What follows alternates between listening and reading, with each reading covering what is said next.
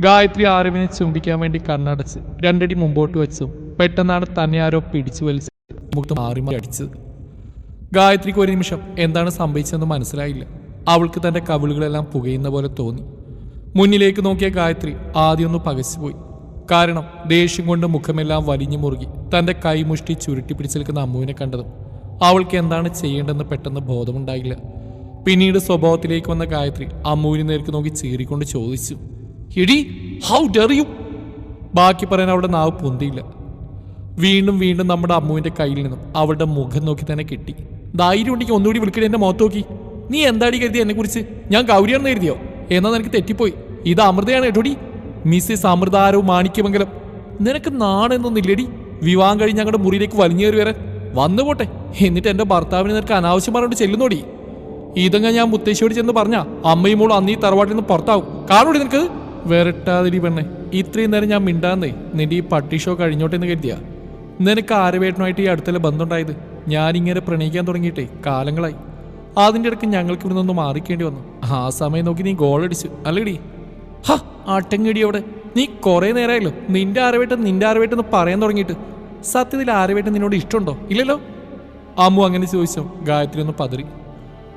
അത് പിന്നെ നീ എട്ടയിൽ വന്നോണ്ടാ ആരവേട്ടന് എന്നോടുള്ള ഇഷ്ടം മനസ്സിലാക്കാൻ സാധിക്കാഞ്ഞത്. ആണോ? അതൊരു പുതിയ അറിവാണല്ലോ. പെട്ടെന്നാണ് ആരോ അവർക്കിടയിലേക്ക് വന്നിന്നോട് ചോദിച്ച്, എടി ഗായത്രി, നീ ഒരു കാര്യം മനസ്സിലായിക്കോ. ഇനി ഈ ലോകത്ത് പെൺകുട്ടികളെ ഇല്ലാണ്ടായി എന്ന് നീ കരുതുക.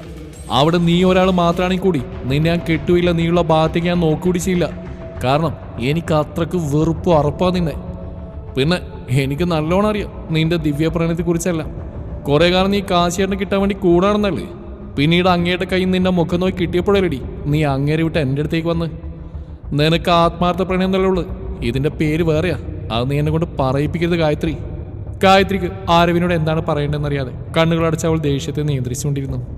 എന്ത് നോക്കിക്കോടി ഇവിടെ? ഇത്രയും കേട്ട് ഉൾപ്പിലാണ്ട് ഇവിടെ തന്നെ നിൽക്കാതെ ഇറങ്ങി പൊടിപ്പൂല്ലേ? അമ്മ അവൾക്ക് നേരെ അലറിക്കൊണ്ട് പറഞ്ഞു. കാണിച്ചു തരാടി അമ്മു നിനക്ക് ഞാൻ ആരാണെന്ന്. ഒരിക്കലും നിന്നെ ഇയാൾ ഞാൻ സുഖമായിട്ട് ജീവിക്കാൻ അനുവദിക്കുന്നു നീ കരുതണ്ട. I will show you. വര വെച്ചിരിക്കുന്നു, അമ്മ അവളെ കളിയാക്കിക്കൊണ്ട് പറഞ്ഞു. അമ്മുവിനെ ഒന്നുകൂടി നോക്കി പേടിപ്പിച്ച് ഗായത്രി ചവിട്ടിത്തുള്ളി പുറത്തേക്ക് ഇറങ്ങിപ്പോയി. അവൾ പോയപ്പോഴാണ് ആരവിന്റെ കോല അമ്മു ശ്രദ്ധിക്കുന്നത്. ഒരു ടവൽ മാത്രം ഉടുത്തു നിൽക്കുന്നവനെ കണ്ടതും അവൾക്കാകെ വിറഞ്ഞു വന്നു. എന്ത് നോക്കിൽക്കോ മനുഷ്യ, കണ്ട പെമ്പിള്ളേരുടെ അടുത്ത് പോയി ബോഡിയും കാണിച്ചിട്ട് നിൽക്കുന്നുണ്ടല്ലേ, പോയി ഡ്രസ്സ് മാറ്റുക. അമ്മുവിന്റെ അലറൽ കേട്ടതും ആരോ പെട്ടെന്ന് ഓടി ബാത്റൂമിലേക്ക് കയറി കഥ കടച്ച്. പുറത്ത് മഴയിൽ നോക്കിയിരിക്കുന്ന ഗൗരിയുടെ അടുത്തേക്ക് ചൂട് കോഫിയുമായി അമ്മു വന്നിരുന്നു. അവൾ കയ്യിലുണ്ടായിരുന്ന ഒരു കോഫി മഗ് ഗൗരിക്ക് നേർക്ക് നീട്ടി. താങ്ക് യു അമ്മൂട്ടിയെ. നിന്റെ താങ്ക് യു ഒന്നും എനിക്ക് വേണ്ട, നീ എനിക്ക് വേണ്ടി ഒരു ഉപകാരം ചെയ്യണം. കവിളിൽ രണ്ടും വീർപ്പിച്ചുകൊണ്ട് അമ്മു ഗൗരിയോടായി പറഞ്ഞു. എന്തുപകാരം? തൻ്റെ ഇരുപുരിയങ്ങളും സംശയത്താൽ ചുളിച്ചുകൊണ്ട് ഗൗരി അമ്മുവിനോടായി ചോദിച്ചു. അത് പിന്നെ അമ്മു ഇന്ന് റൂമിൽ ഗായത്രിയായിട്ടുണ്ടായ ഇഷ്യൂസിനെ കുറിച്ച് ഗൗരിയോടായി പറഞ്ഞു. അയ്യോ, ഇത്രയൊക്കെ നടന്നോ? ഇതിന് ഞാൻ നിനക്ക് എന്തുപകാരം ചെയ്യാനാ? ഗൗരി തൻ്റെ കൈകൾ മലത്തി കാണിച്ചുകൊണ്ട് അമ്മുവിനോടായി ചോദിച്ചു. അത് പിന്നെ ഗായത്രി ഇവിടെ താമസിച്ചാൽ ശരിയാവില്ല. നീ കാശിയോട് പറഞ്ഞ് മുത്തശ്ശിയോടും സംസാരിക്കും. അവൾ ഇവിടെ ഉണ്ടെങ്കിൽ എനിക്ക് ആ പ്രാന്ത് പിടിക്കുന്ന പോലെ തോന്നുക. അമ്മയോട് നിസ്സഹായത ഗൗരിയുമായി ഷെയർ ചെയ്തു. അത് നീ പറഞ്ഞ് ശരിയാ. എന്തായാലും കാശിയുടെ രാത്രി ഒത്താം, ഞാൻ എന്തായാലും സംസാരിക്കാം, നീ വിഷമിക്കാതെ. അവൾ പുഞ്ചിരിച്ചുകൊണ്ട് അമ്മുവിനോടായി പറഞ്ഞു. രാത്രി ഏറെ വൈകിയാണ് കാശി തറവാട്ടിൽ എത്തിച്ചേർന്നത്. അവൻ പതിയെ ശബ്ദമുണ്ടാക്കാതെ മെയിൻ ഡോർ തുറന്ന് അകത്തേക്ക് കയറിയപ്പോൾ കണ്ടു തന്നെയും കാത്ത് എന്തോ പുസ്തകം വായിച്ചിരിക്കുന്ന തൻ്റെ ഗൗരിയെ. തനിക്ക് വേണ്ടി കാത്തിരിക്കുന്ന തൻ്റെ പെണ്ണിനെ കണ്ടതും കാശിക്ക് അവളോട് പറഞ്ഞറിയിക്കാൻ പറ്റാത്ത വാത്സല്യവും പ്രണയവും ഒരേ സമയം തോന്നി. താൻ വന്നൊന്നും പെണ്ണ് അറിഞ്ഞിട്ടില്ലെന്നുള്ളത് കണ്ടാൽ തന്നെ അറിയാം. അവൻ ശബ്ദമുണ്ടാക്കാതെ ചെന്ന് അവളുടെ കയ്യിൽ നിന്ന് ആ പുസ്തകം തട്ടിപ്പറിച്ച്. പെട്ടെന്നുള്ള അവൻ്റെ പ്രവൃത്തിയിൽ അവൾ ആദ്യമൊന്നും ഞെട്ടിയെങ്കിലും പിന്നീട് അവനാണെന്ന് മനസ്സിലായതും അവനെ നോക്കി അവൾ കണ്ണുരുട്ടി. കഷ്ടമുണ്ട് കാശിയേട്ടാ, ഞാൻ എന്തോരം പേടിച്ചെന്നറിയോ? ഇങ്ങനെയാണോ മനുഷ്യനെ പേടിപ്പിക്കുന്നത്? എൻ്റെ നല്ല ജീവൻ അങ്ങ് പോയി. അവൾ തന്നെ നെഞ്ചിൽ കൈ ചേർത്ത് വെച്ച് അവനോടായി പറഞ്ഞു. എൻ്റെ പൊന്ന് ഗൗരി, നിന്റെ പിണക്കൊക്കെ ഞാൻ റൂമിൽ ചെന്ന് മാറ്റാം. അവൻ ഒറ്റക്കണ്ണിറുക്കി അവളോടായി പറഞ്ഞു. അതെ, എനിക്ക് വിശന്നിട്ട് വയ്യ, നീ ആദ്യം ഭക്ഷണം എടുത്ത് വെക്കാൻ നോക്ക്, എന്നിട്ട് നമുക്ക് സംസാരിക്കാം കേട്ടോ. കാശി ഗൗരിയുടെ മൂക്കിൻ്റെ മുമ്പിൽ ചെറുതായി പിച്ചിക്കൊണ്ട് കൈ കഴുകാൻ പോയി. ഈ കാശിയേട്ടനെ കൊണ്ട്. അവൾ പതിയെ മൂക്ക് തിരുമ്മിക്കൊണ്ട് ഭക്ഷണമെല്ലാം എടുത്തു വെച്ച്. ഗൗരി, നീ പോയി കിടന്നോ, ഞാനെല്ലാം ഒതുക്കി വെച്ച് വന്നോളാം. വേണ്ട, ഏട്ടൻ കഴിച്ചിട്ട് പ്ലേറ്റെല്ലാം കഴുകി വെച്ചിട്ട് ഞാൻ വന്ന് കിടന്നോളാം. വേണ്ടാന്നല്ലേ പറഞ്ഞു, നീ പോയി കിടന്നോളൂ, സമയം ഒത്തിരിയായി, ഇതെനിക്ക് കഴുകി വെക്കാനുള്ളൂ, പോയിക്കോ. അവൻ്റെ ശബ്ദത്തിന് ടോൺ മാറിയോ. പിന്നീട് ഗൗരി ഒന്നും പറയാൻ റൂമിലേക്ക് കയറിപ്പോയി.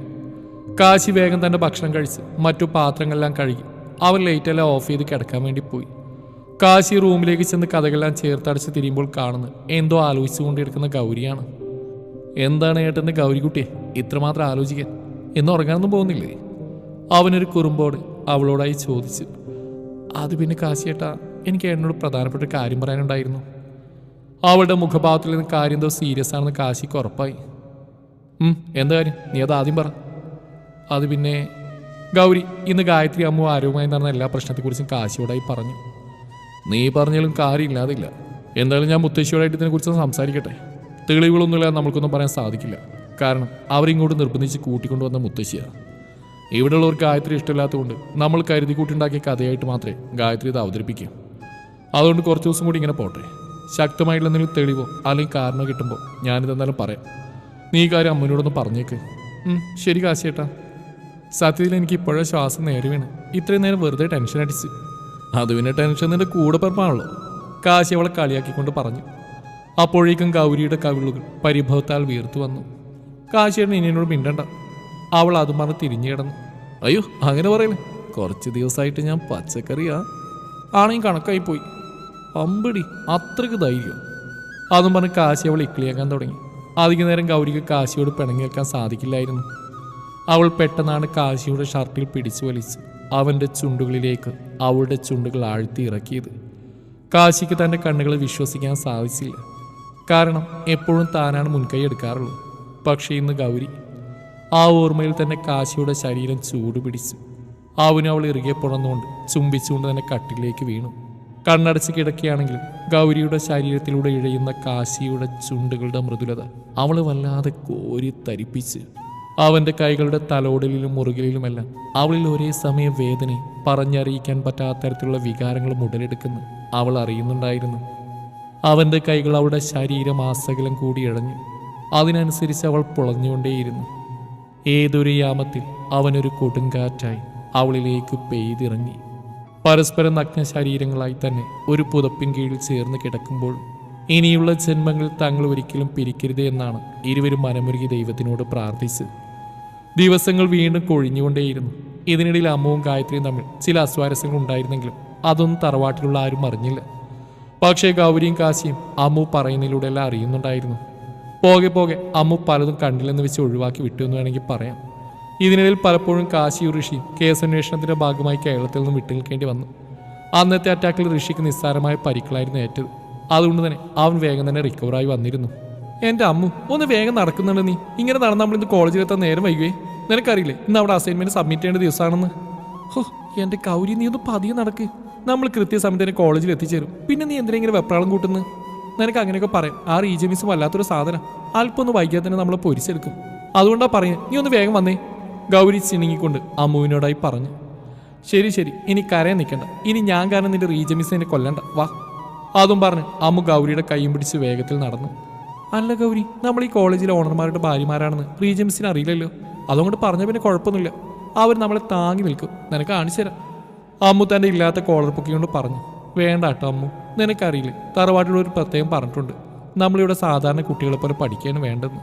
നീ വേണ്ടാത്ത പണിക്ക് നിൽക്കണ്ട. മുത്തശ്ശിങ്ങാനും അറിയാലോ. ഓ വേണ്ടെങ്കിൽ വേണ്ട. എൻ്റെ പെണ്ണെ, നിന്നോട് സംസാരിച്ച സമയം പോയത് ഞാൻ അറിഞ്ഞില്ല. നീ ഒന്ന് വേഗം വായു. അതും പറഞ്ഞ് ഗൗരി അമ്മുവിൻ്റെ കൈയും പിടിച്ച് വേഗത്തിൽ ഓടിപ്പോയി. സ്ട്രൈക്ക് ആയതുകൊണ്ട് തന്നെ ഉച്ചയോടുകൂടി അവർ കോളേജ് വിട്ടു.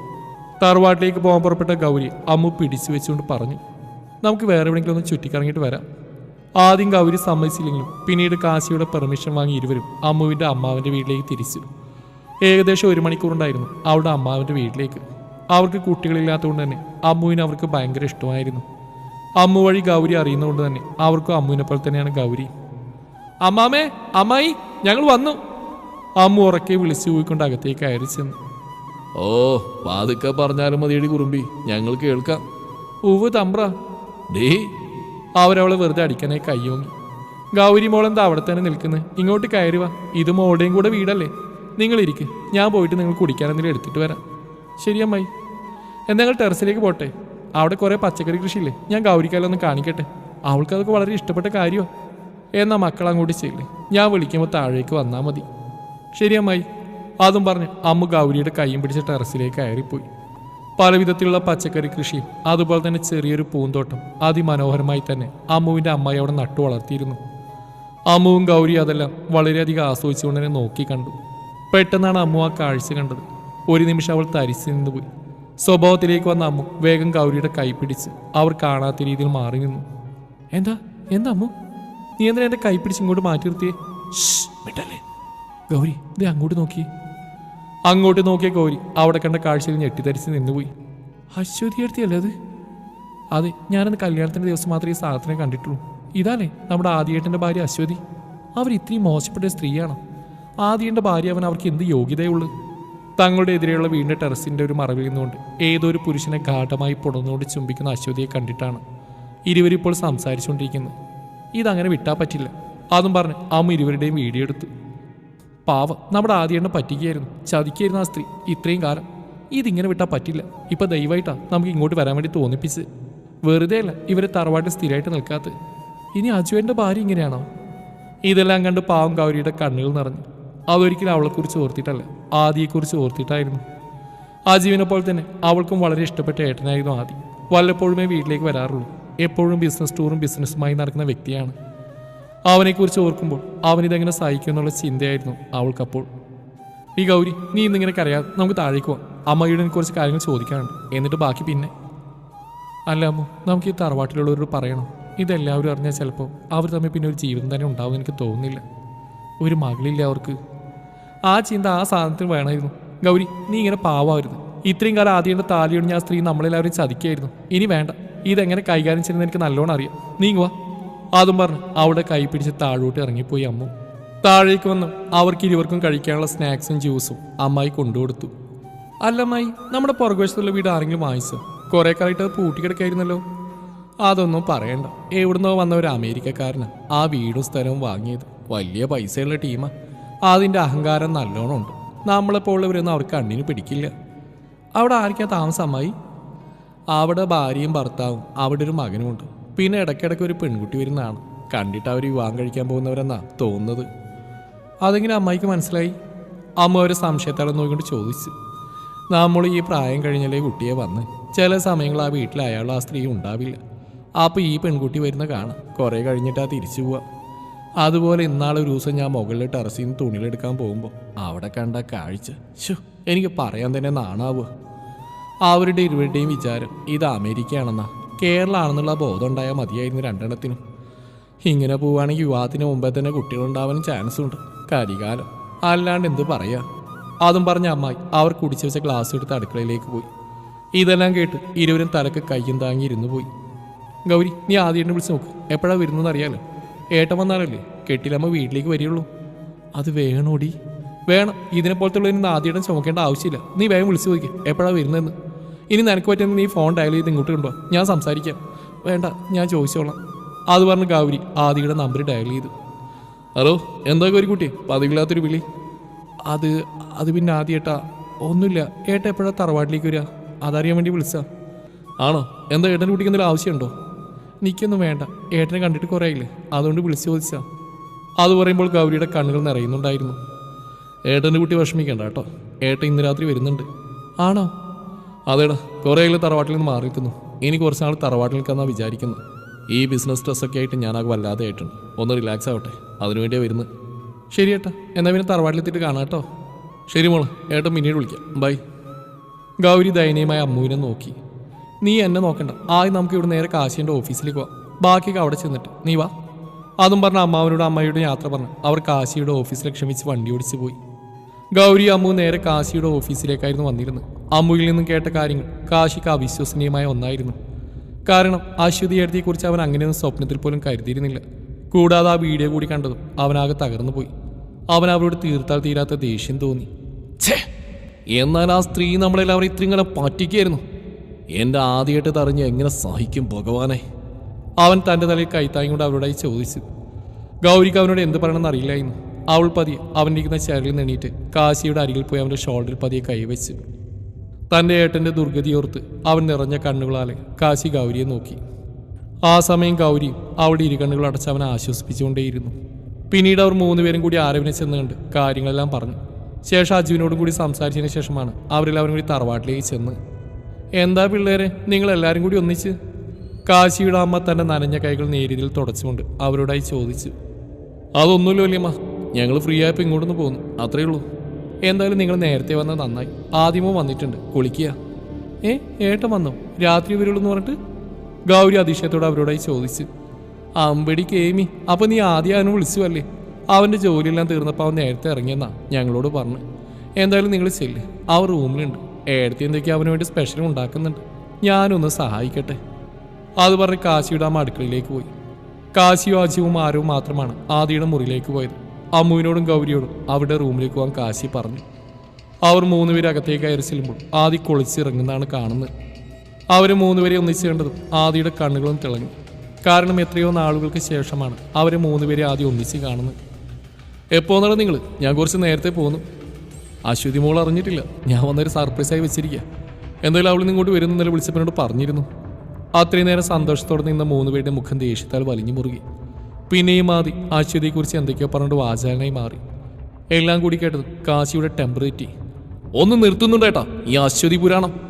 അവരെ പോലത്തെ ഒരു സ്ത്രീയെക്കുറിച്ച് പറയാൻ അതും എൻ്റെ ഏട്ടൻ്റെ വായിൽ നിന്ന് ഒരിക്കലും അവർ അർഹിക്കുന്നില്ല. കാശി ദേഷ്യം കൊണ്ട് വിറക്കുകയാണ്. എന്താണ് നിനക്ക് പറ്റിയത്? നിന്റെ ഏടത്തിയല്ല അച്ചു, നീ അവളെക്കുറിച്ച് അങ്ങനെയൊക്കെ പറയുന്നത്? ആദ്യം ഒരു പകപ്പോടെ കാശിയുടെ അടുക്കളേക്ക് നീങ്ങുന്നുണ്ട് അവനോടായി ചോദിച്ചു. ഏടത്തിയുടെ സ്വഭാവവിശേഷം അറിയണമെങ്കിൽ ദാ ഇതൊന്ന് കണ്ടുനോക്ക്. അതും പറഞ്ഞ കാശി അമ്മു നേരത്തെ എടുത്ത വീഡിയോ പ്ലേ ചെയ്ത് അവൻ്റെ മുമ്പിലേക്ക് നീട്ടി. ആദ്യം അപ്പോൾ തന്നെ മുഖം തിരിച്ചു കളഞ്ഞു. അവന് തൻ്റെ കൈകാലുകൾ വിറക്കുന്ന പോലെ തോന്നി. ഒരു താങ്ങിനായി അവിടെയുള്ള കട്ടിന്മേൽ അവൻ കൈകൾ വെച്ച് നിന്നു.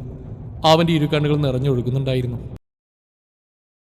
ഹേ ബേബി, ഇനി നീ എപ്പോഴെന്നെ കാണാൻ വരും? നിനക്കറിയാലോ, നിന്നെ കാണാതെ ഒരു നിമിഷം പോലും എനിക്ക് ജീവിക്കാൻ പറ്റില്ലെന്ന്. എനിക്കറിയാൻ വെച്ച്, പക്ഷെ ഞാൻ എന്ത് ചെയ്യാനാ? ഒരു കിഴങ്ങനെയാണ് എനിക്ക് ഭർത്താവായി വീട്ടുകാർ കണ്ടുപിടിച്ചതെന്ന്. ഏത് നേരവും ബിസിനസ് ബിസിനസ് ബിസിനസ്, അതിനെക്കുറിച്ച് മാത്രമാണ് ആദ്യം സംസാരിക്കാനുള്ളൂ. എനിക്ക് മടുത്തു അവൻ്റെ കൂടെയുള്ള ജീവിതം. അവൻ്റെ ഫാമിലിയുടെ പവർ, സ്വത്തുക്കൾ, അതൊക്കെ ആഗ്രഹിച്ചാ എൻ്റെ വീട്ടുകാർ നിന്നെ കഴിഞ്ഞ് അവനെ കൊണ്ട് എന്നെ കെട്ടിച്ച്. നിനക്കറിയാലോ, എനിക്ക് വേറെ വഴിയില്ലായിരുന്നു. എനിക്കെല്ലാം അറിയാച്ചു. നീ എന്നോടൊന്നും പറഞ്ഞു തരേണ്ട ആവശ്യമില്ല. കാര്യങ്ങൾ എത്രയും പെട്ടെന്ന് നമുക്ക് മൂവ് ഓൺ ചെയ്യണം. ഈ ക്യാറ്റ് ആൻഡ് മൗസ് പ്ലേ നമുക്ക് ഉടനെ അങ്ങ് നിർത്തണം. വേണം വിച്ചു, എനിക്ക് മതിയായി. അവൾ തന്നെ നെറ്റി തടവിക്കൊണ്ട് അസ്വസ്ഥയോടെ വിച്ചുവിനോടായി പറഞ്ഞു. ജസ്റ്റ് കൂൾ ഡൗൺ അച്ചു, എല്ലാം ശരിയാവും. നീ എന്തായാലും പോകാൻ നോക്ക്, നേരത്തെയായില്ലേ? പോയിട്ട് വരാം. അതും പറഞ്ഞ് അവൻ്റെ ചുണ്ടിൽ മൃദുവായി മുത്തി അവൾ വേഗം കാറിലേക്ക് കയറിപ്പോയി. പെട്ടെന്നാണ് വിഷ്ണുവിൻ്റെ ഫോൺ റിങ് ചെയ്ത്. പറയടാ ജോണി. അവള് പോയോ? പിന്നെ പോവാതെ, അവളുടെ പ്രാണനാഥ അവളെയും കാത്ത് തറവാട്ടിൽ വെയിറ്റ് ചെയ്യല്ലേ? അവനൊരു പുച്ഛത്തോടെ ജോണിനോട് പറഞ്ഞു. എടാ മതിയടാ, നീ എത്ര കാലം അവളെങ്ങനെ? വേണ്ടടാ, നിർത്തിയേക്ക്. ഒന്നുമില്ല, അവൾക്കൊരു കുഞ്ഞുള്ളതല്ലേടാ. നീ എന്താ ജോണി കരുതിയത്? ഞാൻ വെറും ടൈം പാസിന് വേണ്ടിയാണ് അച്ചുവായിട്ടുള്ള ഇപ്പോഴും റിലേഷൻ ഉള്ളതെന്നോ? അല്ലേടാ, അവൾ എനിക്കൊരിക്കലും മറക്കാൻ സാധിക്കില്ല. ചെറുപ്പം മുതലേ സ്നേഹിച്ചില്ലടാ ഞാൻ അവളെ. എല്ലാവരുടെ ആ തന്ത കാരണ ഇങ്ങനെയൊക്കെ സംഭവിച്ചു. എനിക്കൊരിക്കലും അവളെ വിട്ടുകൊടുക്കാൻ സാധിക്കില്ല. അതിന് ഏതറ്റം വരെയും ഈ വിഷ്ണു പോവും. എടാ ഞാൻ മറുകൾക്കിൽ നിന്ന് വിഷ്ണുവിൻ്റെ പൊട്ടിച്ചിരി കേട്ടപ്പോൾ ജോണിക്ക് വീണ്ടും അമ്പരപ്പ് തോന്നി. ദാ നീ എന്താ ആളെ കളിയാക്കാണോ? ജോണിക്ക് ദേഷ്യം വരുന്നുണ്ടായിരുന്നു. അയ്യോ ജോണി, നീ ദേഷ്യപ്പെടല്ലേ? നീ പറഞ്ഞ സത്യ, ചതിക്കാൻ ഞാൻ അശ്വതിയെ. അവളും അത് തന്നെയല്ലടാ എന്നോട് ചെയ്ത്. ചതിക്ക് ചതി, കേട്ടില്ല അത്? അത് തന്നെയാണ് ഞാനും ചെയ്യാൻ പോകുന്നത്. അവളെ ഞാൻ പണ്ട് ഒരുപാട് സ്നേഹിച്ചിരുന്നു. പക്ഷെ കാശുള്ള വീട്ടിലെ ഒരുപക്ഷെ അവളെക്കാളും കാശുള്ള ഒരുത്തിൻ്റെ ആലോചന വന്നപ്പോൾ അവൾ എന്നെ മറന്നുകൊണ്ട് അവനെ കല്യാണം കഴിച്ച്. ഇപ്പം അവൻ പോരാ എന്നുണ്ട് വീണ്ടും അവൾ എൻ്റെ അടുക്കിലേക്ക് വന്നു. അങ്ങനെയുള്ളവളെ ഞാൻ ശരിക്കും ട്രീറ്റ് ചെയ്തുകൊണ്ട് ജോണി. അത് തന്നെയാണ് ഞാനിപ്പോൾ ചെയ്യുന്നു. എന്തായാലും കളി എൻ്റിലേക്ക് എത്തിക്കഴിഞ്ഞു. 2 ദിവസം കൂടി ഞാനിവിടെ ഉണ്ടാവും. അത് കഴിഞ്ഞ് ഞാൻ തിരിച്ച് അമേരിക്കയിലേക്ക് പോവാം. അപ്പോൾ അച്ചു? ജോണി ഒരു വേവലാതിയോടെ വിഷ്ണുവിനോടായി ചോദിച്ചു. ആർക്കറിയാം അവളുടെ കാര്യം? അവളുടെ ജീവിതം അവൾ തീരുമാനിക്കുന്ന പോലെ. എന്തായാലും നീ ഫോൺ കട്ട് ചെയ്യേ, എനിക്കൊന്ന് പുറത്തു പോകണം, പിന്നെ സംസാരിക്കാം. അതും പറഞ്ഞ് വിഷ്ണു വേഗം കോൾ കട്ട് ചെയ്തു. ജോണിക്ക് ആ തല പെരിക്കുന്ന പോലെ തോന്നി. അവൻ കണ്ണുകളടച്ചൊന്ന് വിശ്വസിച്ച് വേഗം പുറത്തേക്ക് ഇറങ്ങിപ്പോയി. ഏതോ ഒരു മൂളിപ്പാട്ടും പാടി തറവാട്ടിൻ്റെ അകത്തേക്ക് വന്ന അശ്വതി അവിടെ ഇരിക്കുന്ന തൻ്റെ അച്ഛനെയും അമ്മയും കുടുംബത്തെയും ഒപ്പം തറവാട്ടിലുള്ളവരെയും കണ്ടപ്പോൾ ആദ്യമൊന്ന് പകച്ച്. പിന്നീട് വരുത്തി തീർത്ത പുൻസിരിയോടെ അവൾ അകത്തേക്ക് കയറി ചെന്നു. മുഖമടച്ചൊരടിയിട്ട് നിലത്തേക്ക് വീണു. അശ്വതിക്ക് എന്താണ് സംഭവിച്ചതെന്ന് മനസ്സിലായില്ല. തല ഉയർത്തി നോക്കിയതും അവൾ ദേഷ്യം കൊണ്ട് വിറച്ചേൽക്കാൻ തൻ്റെ സ്വന്തം അച്ഛനെ കണ്ടതും പേടിയോടെ അയാളെ നോക്കി. അശ്വതിയുടെ അച്ഛൻ അവളുടെ കയ്യിൽ പിടിച്ച് എഴുന്നേൽപ്പിച്ച് വീണ്ടും മുഖം നോക്കിയെന്ന് പൊട്ടിച്ചു. അടുത്ത അടിയടിക്കാൻ ഒതുങ്ങിയതും അശ്വതി അയാളുടെ കയ്യിൽ കയറി പിടിച്ചു. അത് കണ്ടതും തറവാട്ടിലുള്ള എല്ലാവരും ഒരു പകപ്പോടെ അതെല്ലാം നോക്കി നിന്നു. തൊട്ടു പോരെ തന്നെ, കുറെ നേരമായല്ലോ, പട്ടിയെ പോലിട്ട് അടിക്കുന്നു. എന്താ കാര്യം എന്ന് പറഞ്ഞ് തല്ലിയാൽ മതി. അശ്വതി അയാൾക്ക് നേരെ ചീറിക്കൊണ്ട് പറഞ്ഞു. കാര്യം അറിയണോടി നിനക്ക്? അതും പറഞ്ഞ തൻ്റെ കയ്യിലുണ്ടായിരുന്ന മൊബൈൽ ഫോണിലെ വീഡിയോ അവൾ കാണിച്ചു കൊടുത്തു. അത് കണ്ടിട്ടും അശ്വതിക്ക് യാതൊരു കൂസലുമില്ലായിരുന്നു. ഓ ഇതാണോ? ഞാൻ കരുതി വേറെന്താണെന്ന്. അശ്വതിയുടെ തണുത്ത പ്രതികരണം കേട്ടതും മേനോന്റെ സകല നിയന്ത്രണങ്ങളും വിട്ടുപോയി. എടീ വല്ലാതെ കിടന്ന് അലറണ്ട പപ്പ. ഇതിൽ ഇത്രയ്ക്ക് രോഷാകുലനാവാനൊന്നുമില്ല. എനിക്ക് വിഷ്ണു ഇഷ്ടമാണ്, വിഷ്ണുവിന് എന്നെയും. പിന്നെ ആദ്യമായിട്ടുള്ള ഈ കല്യാണം എൻ്റെ ഇഷ്ടത്തോടെയല്ലോ നടന്ന്. കുറേ ഞാൻ അഡ്ജസ്റ്റ് ചെയ്യാൻ ശ്രമിച്ചു. പക്ഷെ എനിക്കൊരിക്കലും ആദ്യയുടെ കൂടെ ഒരു ഭാര്യയായിട്ട് ജീവിക്കാൻ സാധിക്കില്ല. ഇതെല്ലാം കേട്ടുകൊണ്ടിരുന്ന ആദി ആകെ തകർന്നുപോയി. കാരണം ആദ്യ അശ്വതി അത്രയ്ക്ക് ഇഷ്ടമായിരുന്നു. അവൾ ഒരുപാട് വിശ്വസിച്ചിരുന്നു, സ്നേഹിച്ചിരുന്നു, പ്രണയിച്ചിരുന്നു. അശ്വതി നേരെ ആദിയുടെ അടുക്കിലേക്ക് ചെന്നു. ആദി, എന്തായാലും ഞാൻ നിന്നോട് ഡിവോഴ്സ് ചോദിക്കാൻ നിൽക്കുകയായിരുന്നു. ഇനി അതിനൊരു ആമുഖം വേണ്ടല്ലോ. എൻ്റെ പാട്ടിന് വിട്ടേക്ക്. ആദ്യം ഒരിക്കലും എനിക്ക് ചേർന്നൊരു ഭർത്താവല്ല. ഞാൻ വിചാരിക്കുന്ന ഭർത്താവിൽ നിന്ന് ആദ്യം എത്രയോ അകലെയാണ്. അതുകൊണ്ട് നമുക്ക് മ്യൂച്വൽ ഡിവോഴ്സ് അപ്ലൈ ചെയ്യാം. അശ്വതിയുടെ മറുപടി ശരിക്കും ആ തറവാട്ടിലുള്ളവരാകെ ഞെട്ടിച്ചു കളഞ്ഞു. അവൾ അത്രയും പ്രീ പ്ലാൻഡ് ആണെന്ന് ആ സമയത്താണ് അവർക്കെല്ലാവർക്കും മനസ്സിലായത്. എല്ലാം കേട്ടുന്ന ആദ്യം അവളോടായി ഒരു കാര്യം മാത്രം പറഞ്ഞു. നിനക്ക് എപ്പോഴാണെങ്കിലും ഡിവോഴ്സ് തരാം അശ്വതി. പക്ഷേ എൻ്റെ മകളെ ഞാൻ ഒരിക്കലും നിനക്ക് വിട്ടുതരില്ല. അതിന് സമ്മതമാണെങ്കിൽ നാളെ തന്നെ ഡിവോഴ്സിൽ ഞാൻ ഒപ്പിടാം. ആദ്യം മനസ്സ് കല്ലാക്കി അശ്വതിയോട് പറഞ്ഞു. ഓഫ് കോഴ്സ് എനിക്ക് സമ്മതം. അല്ലെങ്കിൽ മോള് അതറിയാതെ നമ്മൾക്കിടയിൽ ഒരു ആക്സിഡൻറ്റ് സംഭവിച്ചു പോയതാ. ഞാനൊരിക്കലും അവളെ ആക്സെപ്റ്റ് ചെയ്യാൻ പോകുന്നില്ല. എനിക്ക് എൻ്റെ ലൈഫാണ് പ്രധാനം. വീണ്ടും ഒരു അടികെട്ടി അവൾ തിരിഞ്ഞു നോക്കിയപ്പോൾ കാണുന്നത് തന്നെ ദേഷ്യത്തോട് നോക്കുന്ന അവളുടെ സ്വന്തം അമ്മയാണ്. ഛേ, നീയൊക്കെ ഒരു അമ്മയാണോടി? സ്വന്തം മോളെപ്പോലും വേണ്ടാത്ത നീയൊക്കെ ഒരു സ്ത്രീയാണ്. എൻ്റെ വയറ്റിൽ തന്നെ ജനിച്ചല്ലോ മഹാപാപി. ഇറങ്ങിപ്പോടി ഇവിടുന്ന്. ശപിക്കുന്നില്ല നിന്നെയാ. 10 മാസം ചുമന്ന് പ്രസവിച്ചവളല്ലേ? ആ സ്ത്രീ പൊട്ടിക്കരഞ്ഞുപോയി. അശ്വതി, നീ എല്ലാം പറഞ്ഞു കഴിഞ്ഞല്ലോ. ഇനി ഒരു നിമിഷം പോലും നീ തറവാട്ടിൽ നിൽക്കാൻ പാടില്ല. ഇപ്പം തന്നെ ഇവിടുന്ന് ഇറങ്ങണം. മുത്തശ്ശിയുടെ വാക്കിൽ അശ്വതി ആദ്യമൊന്ന് പതറിയെങ്കിലും പിന്നീട് ആരെയും മൈൻഡ് ചെയ്യാതെ അവൾ പുറത്തേക്ക് ഇറങ്ങിപ്പോയി. അമ്മേ! പെട്ടെന്നാണ് അവളുടെ കുഞ്ഞുമോൾ മുട്ടിലിഴഞ്ഞു വന്ന് അവളുടെ സെൽവാറിൽ പിടിച്ചത്. ഒരു നിമിഷം അശ്വതി അവിടെ നിന്നു.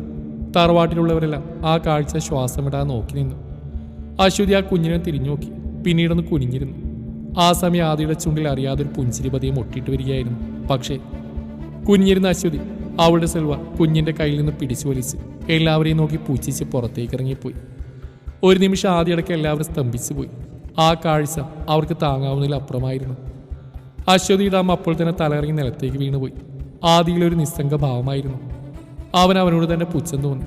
കണ്ണുകൾ നിറഞ്ഞെങ്കിലും അത് പുറത്തു വരാതിരിക്കാൻ അവൻ ഒരുപാട് പരിശ്രമിച്ചു. അവൻ പതിയെ നടന്നു വന്ന് തൻ്റെ ഒരു വയസ്സുകാരി മോളെ കൈകളിലെടുത്ത് പതിയെ റൂമിലേക്ക് നടന്നു. ആ സമയം അവന് മുന്നിൽ ഒന്നുമില്ലായിരുന്നു.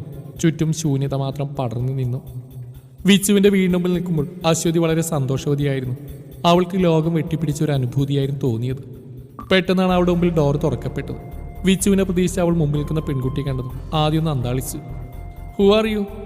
ഉറക്കച്ചടവോടുകൂടിയുള്ള ആ പെൺകുട്ടിയുടെ ചോദ്യം കേട്ടതും അശ്വതി ആകെ പകച്ചുപോയി. അത് ഞാനാ നിന്നോട് ചോദിക്കണ്ടേ? നീ ആരാ? എന്താ ഈ വീട്ടുകാര്യം? അത് ചോദിച്ച് അവൾ തള്ളിമാറ്റി അശ്വതി വീടിനകത്തേക്ക് കയറി. Hey, you stop there! എങ്ങോട്ട് ഇടിച്ചു കയറുന്നേ? അതൊന്നും ഞാൻ നിന്നോട് പറയാൻ ഇഷ്ടപ്പെടുന്നില്ല. വിച്ചു എവിടെ? വിച്ചു! വിച്ചു! അശ്വതി വീട് കേൾക്കുമാർ ഉച്ചത്തിൽ വിളിച്ചു കൂവി. ഓ, ഹൂ ഈസ് ദാറ്റ്? ആരാണ് ഇങ്ങനെ ശബ്ദം ഉണ്ടാക്കുന്നത്? മനുഷ്യന്റെ ഉറക്കം കളയാൻ. ഒരു ട്രാക്ക് പാൻറ് മാത്രം ധരിച്ച് ഉറക്കച്ചടവിടെ താഴേക്ക് ഇറങ്ങി വന്ന വിഷ്ണുവിനെ കണ്ടതും അശ്വതി ആദ്യം ഒന്ന് പകച്ചു.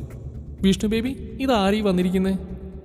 ഓ, നീയായിരുന്നു അശ്വതി. നീ എന്താ ഈ സമയത്ത്? അതെന്താ അങ്ങനെ ചോദിച്ച്? ഞാൻ ഏത് സമയം ഇങ്ങോട്ടേക്ക് വരാറുള്ളല്ലേ, പിന്നെന്താ ഇന്നൊരു പ്രത്യേകത? അവൾ അവനെ കൂർപ്പിച്ച് നോക്കിയോണ്ട് ചോദിച്ചു. അത് കേട്ടത് വിഷ്ണുവിന് ദേഷ്യം വന്നെങ്കിലും അത് അടക്കി പിടിച്ച് അവൻ അവളോട് ചോദിച്ചു. എന്താ ഇപ്പോൾ പുതിയ പ്രശ്നം അശ്വതി? ആദ്യം അത് പറഞ്ഞു. എൻ്റെ പ്രശ്നം നീയാണ് വിഷ്ണു. നമുക്ക് നാളെ തന്നെ US-ലേക്ക് പോകണം. നീ വേഗം ടിക്കറ്റ് ബുക്ക് ചെയ്യേ. ഞാൻ എൻ്റെ എല്ലാ സ്വന്തം ബന്ധങ്ങളും വിട്ടേറിയിട്ടാണ് വന്നിരിക്കുന്നത്. ഇനി നമ്മൾ ആഗ്രഹിച്ച പോലെ ജീവിക്കാല്ലേടാ? അവൾ അതിയായ സന്തോഷത്തോടെ വിഷ്ണുവിനോട് പറഞ്ഞു അവൻ്റെ കയ്യിൽ കയറി പിടിച്ചു. What nonsense are you talking Ashwathi? നിനക്കതുപോലെ വട്ടുണ്ടോ? അവൾ പിടിച്ച തൻ്റെ കൈ ബലമായി വിടിവെച്ച്. നിന്നെയും കൊണ്ട് ഞാൻ US-ലേക്ക് പോകാനോ? നിന്നെയും കൊണ്ട് ഞാൻ അങ്ങോട്ട് പോയ പപ്പയമ്മ എന്നെ അടിച്ചിറക്കും. അല്ലെങ്കിൽ നിന്നെപ്പോലത്തെ രണ്ടാം കെട്ടുകാരെ ഞാൻ വിവാഹം കഴിക്കാൻ സ്വപ്നത്തിൽ പോലും നീ വിചാരിക്കാൻ പാടുണ്ടോ? നിനക്ക് തെറ്റുപറ്റി പോയി അശ്വതി. ഇതൊക്കെ വെറും ടൈം പാസിനല്ലേ നമ്മൾ കൊണ്ടുവരുന്നത്. എന്നിട്ട് നീ ഇപ്പം എന്താ ഇങ്ങനെ പറയുന്നത്? അതുമാത്രോ, എൻ്റെ മാരേജ് ഫിക്സ് ചെയ്തു. എന്താ ഈ നിൽക്കുന്ന അനാമികയാണ് എൻ്റെ ഭാവി വധു. വിഷ്ണു അവളെ ചേർത്ത് പിടിച്ചുകൊണ്ട് അവളോടായി പറഞ്ഞു. ഒരു നിമിഷം കേട്ട് തെറ്റിപ്പോയെന്ന് അശ്വതി പകച്ചു. അവൾക്ക് താൻ നിൽക്കുന്ന കാലിനടിയിലെ മണ്ണ് ഒലിച്ചു പോകുന്ന പോലെ തോന്നി. വിഷ്ണു, നീ കളിക്കല്ലേ. തമാശ പറയുന്നതിനൊരു പരിധിയുണ്ട്. ഞാൻ തമാശ പറഞ്ഞു? അത് ഈ കാര്യത്തിന് നിനക്കെന്താ പല വട്ടുണ്ടോ അശ്വതി? നീ ഒന്ന് പോയി, എനിക്ക് കുറച്ചു നേരം കൂടി കിടക്കണം. അത് പറഞ്ഞ് വിഷ്ണു തിരിയാൻ പോയതും അശ്വതി ഒന്ന് അവനെ പിടിച്ച് തിരിച്ചു നിർത്തി. വിഷ്ണു, അപ്പൊ നീ എന്നെ ചതിക്കായിരുന്നല്ലേ? ഇല്ല വിഷ്ണു, എനിക്ക് നീ ഇല്ലാതെ നീ വേറെ ആരുമില്ല ഇപ്പോൾ. നീ എൻ്റെ അവസ്ഥ മനസ്സിലാക്കി, കൈവിടലിട എന്നെ. അവൾ കരഞ്ഞുകൊണ്ട് വിഷ്ണുവിനോടായി പറഞ്ഞു. ഒന്ന് നിർത്തുന്നുണ്ട് അശ്വതി നിന്റെ കരച്ചിലൊക്കെ. അവൻ വേഗം അവിടെ കയ്യിൽ കയറി പിടിച്ചു. നീ വേഗം പുറത്തേക്ക് ഇറങ്ങാൻ നോക്ക്, എനിക്ക് ഡോർ ക്ലോസ് ചെയ്യണം. ഇല്ല ഇല്ല, ഞാൻ പോവില്ല, എനിക്ക് വേറെ എവിടെയെങ്കിലും പോകാൻ പറ്റില്ല, പ്ലീസ് ഡാ. അശ്വതി കുനിഞ്ഞിരുന്നു വിഷ്ണുവിൻ്റെ കാല് പിടിച്ചു. നീ എന്താടി കാണിക്കുന്നത്? ബേബി, ഇവിടെ കാര്യം ഞാൻ നോക്കിക്കോളാം, നീ അകത്തേക്ക് പോയിക്കോളൂ ബേബി. അനു അങ്ങനെ പറഞ്ഞു. അശ്വതി പിടിച്ച തൻ്റെ കാലിനൊന്ന് കുടഞ്ഞെറിഞ്ഞ് അവൻ അകത്തേക്ക് കയറിപ്പോയി. അശ്വതി ഒരു നിമിഷം തരിച്ചിരുന്നു പോയി. വാടി ഇവിടെ. അവളെ പിടിച്ച് വലിച്ചഴിച്ച് അനു പുറത്തേക്കാക്കി. ഇന്നാ ഇത് പിടിച്ചോ, 100 രൂപയുണ്ട്, എവിടെയെങ്കിലും പോയി പിഴച്ച് ജീവിക്കാൻ നോക്ക്. അതും പറഞ്ഞ് അവളുടെ മുഖത്തേക്ക് നോക്കി തന്നെ അവൾ വാതിലടച്ചു. എല്ലാം നഷ്ടപ്പെട്ടവളെ പോലെ അശ്വതി അവിടെ തന്നെ കുറച്ചു നേരം ഇരുന്നു. പിന്നീട് യാന്ത്രികമായി തന്നെ അവൾ ആ വീടിൻ്റെ പടിയിറങ്ങി. സത്യത്തിൽ കാറിൽ കയറിയിരുന്നു അവൾ എന്താ ആലോചിച്ചുകൊണ്ട് വണ്ടി ഓടിച്ചുകൊണ്ടിരുന്നു. കണ്ണുകൾ മാത്രം നിറയുന്നുണ്ടായിരുന്നു. ഒരു നിമിഷം അവൾക്ക് ആദിയുടെയും കുഞ്ഞുമോളുടെയും മുഖം ഓർമ്മ വന്നു. എതിരെ വരുന്ന ട്രാക്ടർ കണ്ടത് പുഞ്ചിരിച്ചുകൊണ്ട് തന്നെ അവൾ കാറിൻ്റെ വേഗത കൂട്ടി. മോളെയും കൊണ്ട് കിടന്നാണ് ആദി അല്പസമയം മയങ്ങിപ്പോയി. ഫോൺ റിങ്ങിയുന്ന ശബ്ദം കേട്ടാണ് അവൻ ഉറക്കത്തിൽ നിന്നുണർന്നത്. ഹലോ. മറുതലക്കിൽ നിന്ന് കേൾക്കുന്ന വാർത്ത കേട്ടത് അവൻ ഞെട്ടിത്തരിച്ചു പോയി. ICUവിൻ്റെ മുമ്പിൽ നിൽക്കുമ്പോൾ തറവാട്ടിലുള്ളവർക്ക് അശ്വതിയുടെ അച്ഛനും അമ്മയ്ക്കുമെല്ലാം എന്താണ് മനസ്സിലെന്ന് ആർക്കും പറയാൻ സാധിക്കുന്നില്ലായിരുന്നു. ഒരേ സമയം എല്ലാവർക്കും അവളോട് ദേഷ്യവും അനുകമ്പയും തോന്നി. ICUവിലും ഡോക്ടർ പുറത്തേക്ക് വന്നു. ആദ്യം ഡോക്ടറെ അടുത്തേക്ക് ഓടിച്ചെന്ന് ചോദിച്ചു. ഡോക്ടർ, അശ്വതി? സോറി സാർ, അറിയിക്കേണ്ടവരെല്ലാം അറിയിക്കാം. ഇനി ഞങ്ങൾക്കൊന്നും ചെയ്യാൻ സാധിക്കില്ല. കാണേണ്ടവർക്കാരി കാണും. സാറിനെയും മോളെ അവർ അന്വേഷിച്ചിരുന്നു. ഇനിയൊരു പക്ഷേ. അത്രയും പറഞ്ഞ് ആദിയുടെ ഷോൾഡറിൽ കൈവച്ച് ഡോക്ടർ പുറത്തേക്ക് ഇറങ്ങിപ്പോയി. എല്ലാം കേട്ടുന്ന അശ്വതിയുടെ അച്ഛനും അമ്മയും തകർന്ന് പൊട്ടിക്കരഞ്ഞുപോയി. ആദി തൻ്റെ മകളെ നെഞ്ചോട് ചേർത്ത് പിടിച്ച് ICUവിലേക്ക് കയറി. താൻ പ്രാണനെ പോലെ സ്നേഹിച്ചവളാണ് ഞെട്ടറ്റ താമരത്തണ്ട് പോലെ കിടക്കുന്നത്. ആ കാഴ്ച കണ്ടതും ആദിയുടെ കണ്ണുകൾ നിറഞ്ഞൊഴുകി. ആരോ തൻ്റെ മുമ്പിൽ നിൽക്കുന്ന പോലെ തോന്നി. അശ്വതി പതിയെ കണ്ണുകൾ തുറക്കാൻ ശ്രമിച്ചു. തൻ്റെ മുമ്പിൽ നിൽക്കുന്ന ആദിയെയും മകളെയും കണ്ടതും അവളുടെ കണ്ണുകൾ നിറഞ്ഞൊഴുകി. അവൾ പതിയെ ഇടത് കൈകൊണ്ട് അവനെ തൻ്റെ അടുക്കിലേക്ക് വിളിച്ചു. ആദി കുഞ്ഞിനെയും ചേർത്ത് പിടിച്ച് അവളുടെ അടുത്തായി വന്നിരുന്നു. ആ കുഞ്ഞിൻ്റെ കുഞ്ഞുവിരലിൽ അവളുടെ കൈ ചേർത്ത് അവൾ ഇരുവരെയും നോക്കി. ആ സമയം കുറ്റബോധത്താൽ അവളുടെ കണ്ണുകൾ നിറഞ്ഞൊഴുകുന്നുണ്ടായിരുന്നു. സോറി. അത് പറഞ്ഞു കഴിഞ്ഞതും അവളുടെ കൈ ചലനമില്ലാതെ താഴോട്ട് ഊർന്നു വീണു. ഒരു നിമിഷം ആദ്യം സ്തംഭിച്ചിരുന്നു പോയി. അവൻ തൻ്റെ നിറഞ്ഞ കണ്ണുകൾ തുടക്കാതെ പതി അവളുടെ അടുക്കിലേക്ക് ചേർന്ന് നിന്ന് നെറ്റിയിലൊന്ന് ചുംബിച്ചു. പിന്നീട് കുഞ്ഞിനെയും ചേർത്ത് പിടിച്ച് പുറത്തേക്ക് ഇറങ്ങിപ്പോയി. എല്ലാവരും അപ്പോഴും അക്ഷമരായി പുറത്ത് കാത്തിരിപ്പുണ്ടായിരുന്നു. ആദ്യം പുറത്തേക്ക് ഇറങ്ങിലും ചുമരിൽ ചാരി നിന്ന് പോയി. അജു വന്ന് അവൻ്റെ ഷോളിൽ കൈവച്ച്. ഏട്ടാ പോയടാ, അവൾ പോയി. അത്രമാത്രമേ ആദിക്ക് പറയാൻ സാധിച്ചുള്ളൂ. ഋതുക്കൾ മാറി മറിഞ്ഞു വന്നു. വീണ്ടും ഒരു വിഷുപ്പുലരി. തങ്ങളുടെ എല്ലാ ദുഃഖങ്ങളെയും മാണിക്യമംഗലത്തെ അംഗങ്ങൾ മറവിലേക്ക് കൊടുത്തുകൊണ്ട് പുതിയൊരു വിഷുപ്പുലരിക്കായി ഒരുങ്ങി. തൻ്റെ കണ്ണുകൾക്ക് മേലൊരു തണുത്ത കരം വന്ന് പതിഞ്ഞു. ഗൗരിയിൽ അറിയാതെ ഒരു പുഞ്ചിരി വിടർന്നു. കാശിയേട്ടൻ? ഗൗരി, കണ്ണു തുറക്കല്ലേ, ഞാൻ തുറന്നിട്ടില്ല. പതിയെ എണീറ്റ്, നമുക്ക് രണ്ടുപേർക്കും പോയി കണി കാണണ്ടേ? കാശിയേട്ടനെ പിടിക്കണേ, ഞാൻ എവിടെയെങ്കിലും വീണുപോകും. എൻ്റെ ഗൗരി, അങ്ങനെയൊന്നും വീഴില്ല, നീ കാശി നാൻ്റെ കൈക്കുള്ളില്ല. അവൻ അവളുടെ ചെവിടുക്കിലായി അവൻ്റെ ചുണ്ടുകൾ ചേർത്തുകൊണ്ട് അവളോടായി മൊഴിഞ്ഞു. കണ്ണടച്ചുകൊണ്ടാണ് കാശിയുടെ റൊമാൻസ് കളിക്കുന്നത്. എൻ്റെ കണ്ണ ആരെങ്കിലും കണ്ടാവോ? ആരെങ്കിലും കാണുവാണെങ്കിൽ കാണട്ടെ ഭാര്യ, നീ എന്ത് തന്നെയല്ലേ വേണ്ടേ? ഈ കാശിയോട് പറഞ്ഞിട്ടൊരു കാര്യമില്ല, ഒന്ന് വേഗം നടന്നേ, എനിക്ക് കണ്ണനെ കാണണം. നീ ഇങ്ങനെ ഓടല് ഗൗരി, നമ്മൾ രണ്ടുപേരും എവിടെയെങ്കിലും വീഴും. ദാ നമ്മളെത്തി. കാശി പതിയെ കണ്ണു തുറന്നു. ഒപ്പം ഗൗരിയുടെ കണ്ണുകളിൽ നിന്നും തൻ്റെ കൈകളെ മാറ്റി. ഇരുവരും കണ്ണു നിറയെ മഞ്ഞപ്പട്ടുടയാത്ത കൃഷ്ണനെയും വിഷുക്കണിയും കണ്ട് കൺകുളിർന്നു. പിന്നീട് അവിടെ ഒരു ആഘോഷം തന്നെയായിരുന്നു. പടക്കം പൊട്ടിക്കലും മറ്റുമായി തറവാട്ടിലുള്ളവർ വിഷു അടിച്ചു പൊളിച്ചു. ആദിയും അശ്വതിയെ മനഃപൂർവ്വം മറക്കാൻ ശ്രമിച്ചുകൊണ്ടേയിരുന്നു. കാരണം അത്രയ്ക്ക് ആഴത്തിലുള്ള മുറിവാണ് അശ്വതി ആദിക്ക് നൽകിയത്. താനൊന്ന് സങ്കടപ്പെട്ടിരുന്നാൽ തൻ്റെ തറവാട്ടിലുള്ളവർ അതുപോലാവുമെന്ന് ആദിക്കറിയാം. അതുകൊണ്ട് തന്നെ അവൻ എല്ലാവരുടെ മുമ്പിലും സന്തോഷം കൊണ്ടുവരാൻ ശ്രമിച്ചു. മതി മതി കുട്ടികളെ, ഇനി ആരും കിടന്നുറങ്ങാൻ നിൽക്കണ്ട, വേഗം കുളിച്ച് അമ്പലത്തിൽ പോകാൻ നോക്കൂ. മുത്തശ്ശി ഓർഡർ ഇട്ടതും എല്ലാവരും കുളിക്കാൻ അവരവരുടെ മുറിയിലേക്ക് പോയി. കാശി റൂമിലേക്ക് വന്ന് കഥടക്കുമ്പോൾ കാണുന്നു കുളിച്ചിറങ്ങുന്ന ഗൗരിയാണ്. ഈറൻ മുടി തോർത്തിക്കൊണ്ട് പുറത്തേക്ക് ഇറങ്ങി വരുന്ന ഗൗരിയെ കണ്ടതും കാശി അറിയാതെ നോക്കി നിന്ന് പോയി. അവൻ പോലും അറിയാതെ അവൻ്റെ കാലുകൾ അവളുടെ അടുത്തേക്ക് ചലിച്ചു. തൻ്റെ മുമ്പിൽ ആരോ നിൽക്കുന്ന പോലെ തോന്നിയ ഗൗരി പതിയെ മുഖമുയർത്തി നോക്കിയതും തൻ്റെ മുന്നിൽ ആ നുണക്കുഴികൾ കാട്ടി കുസൃതി ചിരിയാൽ നിൽക്കുന്നവനെ കണ്ടതും അവളുടെ മുഖം താനേ ചുവന്നു പോയി. എങ്കിലും അത് മറച്ചു പിടിച്ച് അവൾ കള്ള ഗൗരവത്തോടെ കാശിയോടായി ചോദിച്ചു. എന്താ കാശി തന്ന ഉദ്ദേശം? വേഗം പോയി കുളിച്ചു വന്ന് നമുക്ക് പെട്ടെന്ന് തൊഴുതു വരാം. ഓക്കോ? നമുക്ക് ലേശം കഴിഞ്ഞിട്ട് പോവാൻ ഭാര്യ. അതും പറഞ്ഞ് അവളുടെ ഇടുപ്പിൽ തൻ്റെ കൈ ചേർത്ത് അവൻ അവളെ തന്നിലേക്ക് ചേർത്ത് നിർത്തി. കാശി ഏട്ടാ, എന്നെ വിട്ടേ, ഞാൻ പോട്ടെ. ഞാൻ കുളിച്ചതാട്ടോ, വെറുതെ വികൃതിക്ക് നിൽക്കരുത്. അത് സാറില്ലടി, ഒന്നുകൂടെ കുടിക്കാൻ അവനൊരു കണ്ണിറുക്കി അവളോട് പറഞ്ഞു. അയ്യടാ, മോനെ പൂതിയങ്ങ് മാറ്റി വെച്ചേക്ക്, മാറിക്കേ. അതും പറഞ്ഞ് അവൾ അവനെ തള്ളി മാറ്റി പോവാനൊരുങ്ങിയെങ്കിലും അതിനനുവദിക്കാതെ അവളെ അവൻ പിടിച്ചു വലിച്ച് ചുമരിനോട് ചേർത്ത് നിർത്തി. അവളുടെ കഴുത്തിടുക്കിലേക്ക് അവൻ്റെ മുഖം ചേർത്ത് വെച്ചു. ഒരു നിമിഷം ഗൗരി ശ്വാസമെടുക്കാൻ പോലും മറന്നങ്ങനെ നിന്നു. അവളുടെ കയ്യിലുണ്ടായിരുന്ന ടവൽ താനേ ഉതിർന്ന് നിലത്തേക്ക് വീണു.